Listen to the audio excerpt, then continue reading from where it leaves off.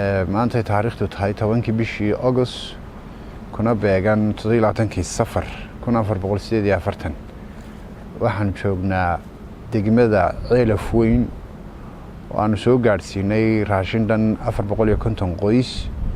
ay soo bixisay dawladda Sacuudiga gaar ahaan King Salman raashinka waxa soo gaarsiiyay degmada Ceelaf Weyn gaar ahaan tuulooyinka Dabardalool dowldowl ceegaag iyo Darweyne hay'adda diyaargarowga afooyinka Somaliland ee Natford ayaa soo gaarsiisay waxaan markaa halkan maanta ka cadeynaynaa inaan raashinka halka ku daafuray kana qaybinayno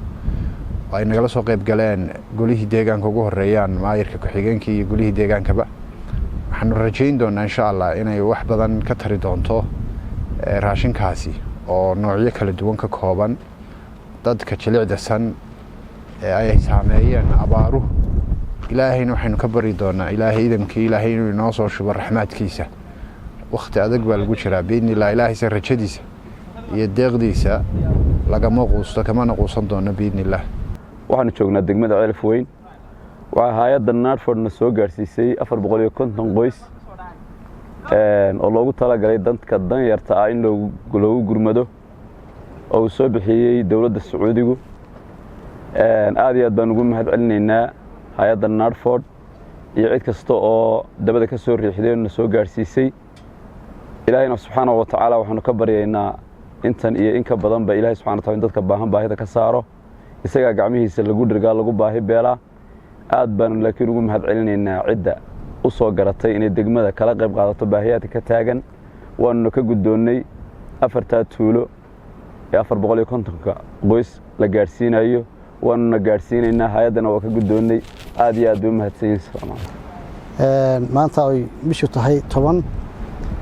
bishii 8 2026 waxaan halkan ku daafuraynaa raashin naga soo gaaray Natford oo soo gaarsiisay Sacuudigu raashinkaas oo ah 450 qoys loogu talagalay waxaana hadda gaari doonto haddii la yiraahdo 4 goobood oo kamid tahay dowldowl Dabardalool ceegaag iyo Darweyne oo degmada runtii waxaan uga mahad celinaynaa cid kasta oo ka soo shaqeysay oo hawsha dardar gelisay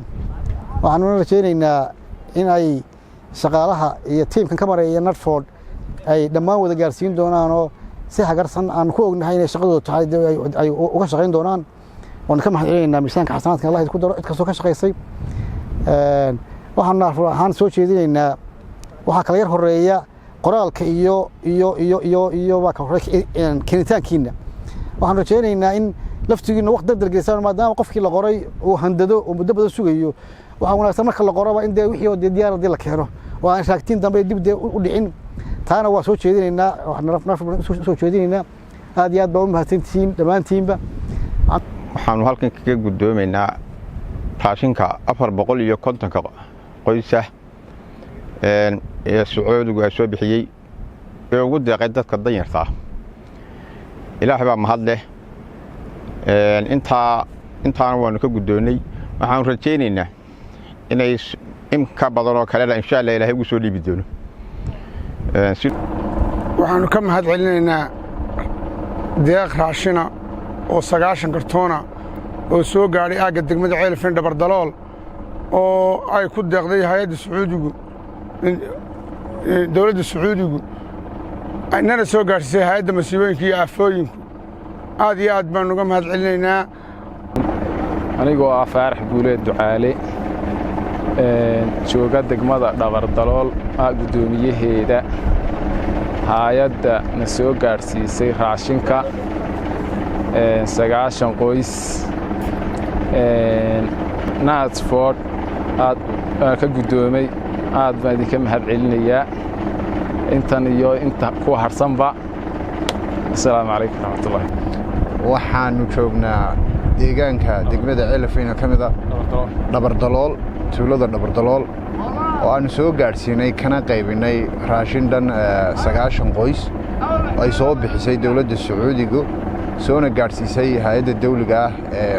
ah ee maareynta masiibooyinka ee Natford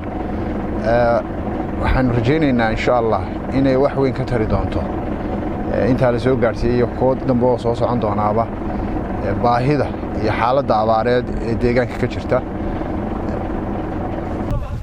alxamdulillahi rabbil aalamiin wa bihi nastaciinu calaa umuri diin wa diin sallallahu ala nabiyina maxamed wa alihi wasallam. anigoo ah gudoomiyaha degmada Dararweyne waxaan maanta oo bishu tahay bishii August 10keedii 2026 aan ka gudoonay hay'adda Nadford 180 qoys raashinkood oo qoys waliba qaadanayo raashin karatoon bacaysan ah baan ka gudoonay si fiican bay noogu qaybinay maanta ugu qaybinay 180 ka qoys maanta si fiican bay noogu qaybinay maanta wakiiladii ka socday hay'adda masiibooyinka iyo abaaraha ee kaydka raashinka Nadford diwaanu la qaybinay waanu ka gudoonay insha Allah tabaaraka wa tacaala si fiican baan noo qaybinay waanu ka gudoonay dadkii u baahnaa iyo cidii loogu talagalayna waa heleen waliba wuu helay waana soo gaarsiiyay ma sha Allah. waxaan joognaa degmada Dararweyne oo hoos timaada degmada Ceelafweyn oo aanu soo gaarsiinay maalinta taariikhdu tahay 10kii bishii 8aad 2026 kuna beegan 17kii safar ama bisha labaad 1448 hijriyada. waxaan joognaa deegaanka Dararweyne aanu soo gaarsiinay raashin qaybintii 180 qoys oo ay soo bixisay dawladda Sacuudiga gaar ahaan King Salman Charity deeqdaas oo ay soo gaarsiisay hay'adda dawliga ee u diyaar garowga masiibooyinka iyo kaydka raashinka ee Somaliland Nadford. waxaan halkan ka qaybinay 180 qoys